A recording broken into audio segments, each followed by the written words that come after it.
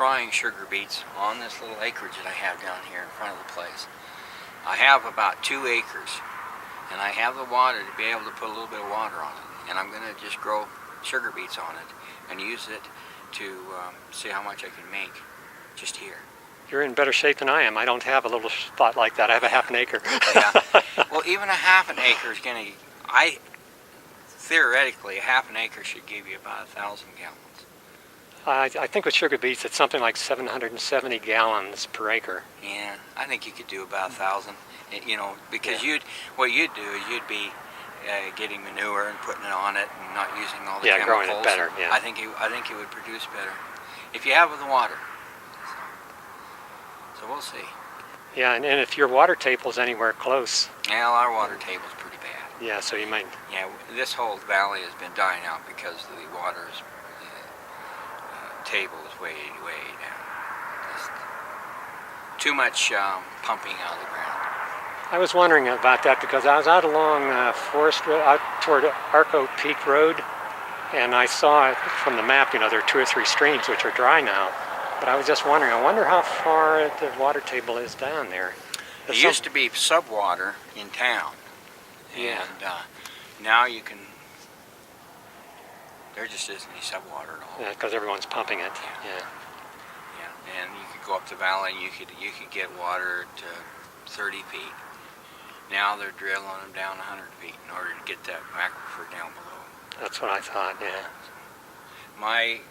My personal well here is 150 feet, and I had to get out of the sand in order to, I had to drill that deep in order to get out of the sand, because it was real sandy in the area here. And so 150 feet, and we hit some gravel, and we stopped there.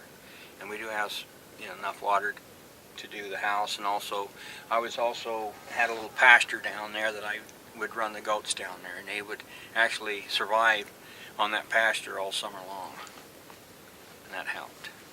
But in the wintertime, they'd eat it all up, and I had to have a whole bunch of hay, and they would go through about a ton every 3 days, and it got very expensive. Yeah. Especially when you have to buy it for $200 a ton. I says, not for me, so guess what? I sold them all. I hated to because I was really attached to them. It was like the 9th generation that I had of the herd. And they were really, really good milkers. I would get from a gallon to a gallon and a half per animal that ate. Really? They were milking fools, and they loved it too. They loved to milk. And so I had to sell them. And it's been a while now. I'm slowly getting over it.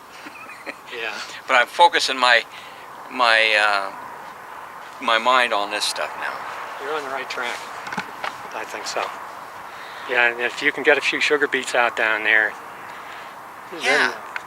then you've solved the problem. Yeah. It's not just part of the problem, it is the problem. It is. And it's solved. Yeah. I think as long as people who are out there in the country that are willing to do it will be a lot better off. Yeah. The people in the cities, now they're going to have to be dependent upon the farmers again, once again. Yeah. And which is fine. It's the way it should be. Well, for these isolated towns like Du Bois, like Salmon, to do the whole thing right in that town, it takes care of that's the problem. Exactly. They take care of each other. That's Everybody right. takes care of each other, and that's the way it should be. Yep. Well, thank you for showing me all this. You bet. I'm going to turn this off now because I think